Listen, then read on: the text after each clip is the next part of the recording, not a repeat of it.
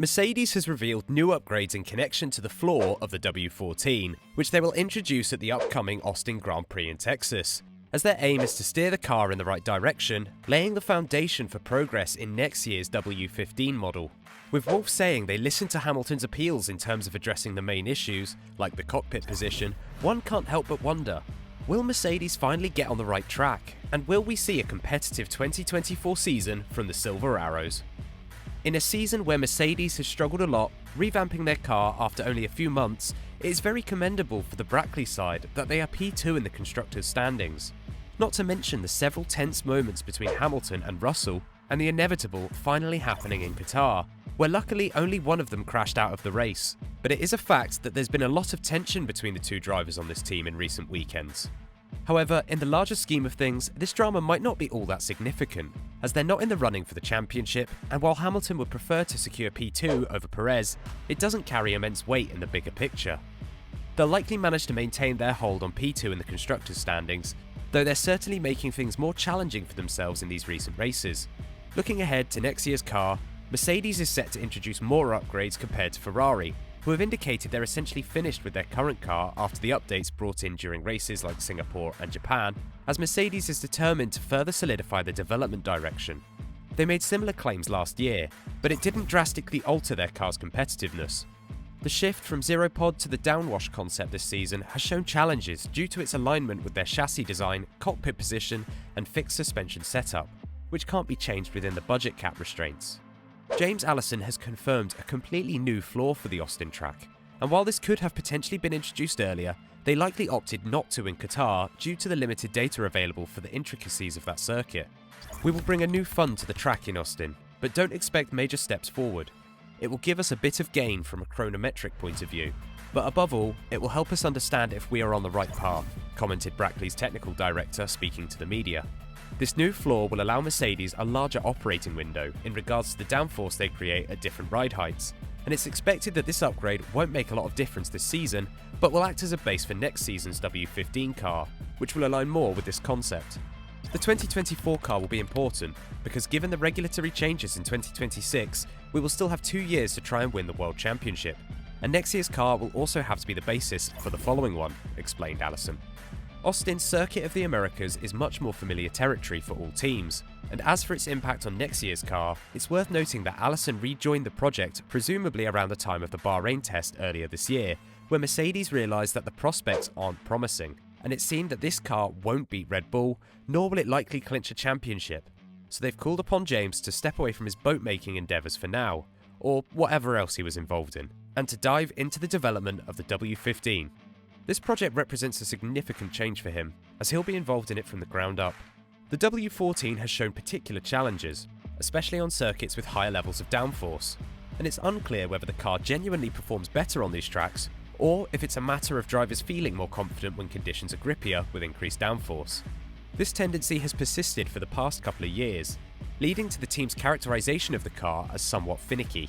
Both Hamilton and Russell encounter issues with the car, albeit sometimes different ones, and Toto Wolff notes that there are times when they both struggle to predict the car's behaviour, and even with identical setups, their individual driving tendencies and preferences come into play.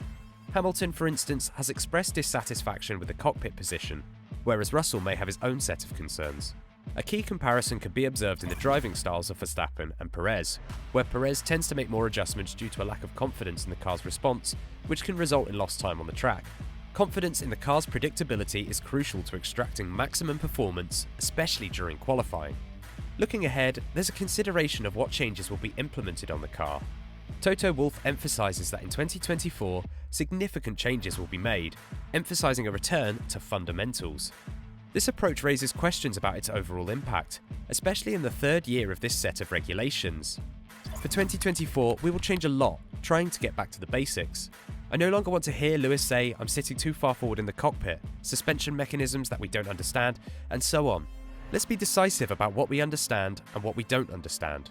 We have to put aside, it's not about technical sophistication, but about solid engineering. Wolff also expresses a desire to eliminate concerns Hamilton has raised about cockpit positioning, signalling a shift in how the team prioritises driver feedback. Hamilton's input has been pivotal, as he has sought more active involvement in the car's development, highlighting the importance of bridging the gap between simulations and practical performance. This has led to a series of meetings to ensure that progress aligns with Hamilton's vision for the car, which basically means that Toto Wolff is emphasising the need to listen to Lewis Hamilton's feedback and address issues, particularly in areas like suspension mechanisms where there might be gaps in understanding, as he advocates for a focus on solid engineering rather than getting lost in technical sophistication. This shift in approach may prove beneficial for Mercedes, enabling them to move in a more decisive direction, prioritising what they understand and discarding what remains unclear. Wolff acknowledges that engineers may not fully comprehend why their cars perform well, they simply know that they do. Therefore, it could be advantageous for Mercedes to pivot towards concepts that are better understood, potentially propelling them forward, and the question remains whether these adjustments will be enough to challenge Red Bull. Wolff believes that by 2026, when new engine rules and dynamic regulations come into play, Mercedes will be in a stronger position to compete. He pointed to the impressive growth of Aston Martin and McLaren's significant progress this season, and in my opinion, finding 3 or 4 tenths of a second in performance would put Mercedes back in contention. However, there's concerns about how much progress Red Bull has already made in developing their car for the next year. In addition to car development, Mercedes also needs to focus on operational improvements, as their strategy decisions this season, such as the race start in the Netherlands and the pit stop strategies in Qatar, have raised questions about their effectiveness. Wolff suggests that Mercedes needs to balance safe and steady pit stops with efficiency to maintain competitiveness against Red Bull, and there's room for improvement beyond just the technical aspects of the car if Mercedes aims to challenge Verstappen next year. I gotta admit, Mercedes hasn't introduced a completely new floor throughout the entire year, and given the extensive changes they've made to the front wing, front suspension and side pods, updating the floor to align with these changes will have a substantial impact. The Monaco floor update was more of a refinement, but this upcoming update is expected to be a major one, and it will provide valuable insights into how the downwashing side pods influence the airflow over the floor. Add this to the fact that Mercedes is bringing this update to a sprint weekend, and you cannot help but feel a high level of confidence in the effectiveness of these changes, which suggests that they believe it will significantly improve the car's performance and give them a competitive edge. What makes me wonder, however, is if the 2025 car will be so different compared to this one, why waste resources to improve the W14? Then, when you think about it, the floor could actually be part of that brand new car, so this might be the first iteration they are testing. Nevertheless, it will be interesting to see how Mercedes will perform in Austin next week and whether or not they can repeat the Qatar qualifying. Mercedes will not have it easy until the end of the season to keep that currently in second place in F1 Constructors standings. Their lead is only 28 points ahead of Ferrari, and it is vital to keep that P2 place mainly because of the bigger prize money teams get. For Mercedes, this can be funneled into the development of the W15, which will boost their chances for next year, as they will need every thousandth of a second they can get. Let us know your thoughts in the comments below. Do you think Mercedes will come back into the fold next year or in 2025? Make sure you click and watch the next video right now.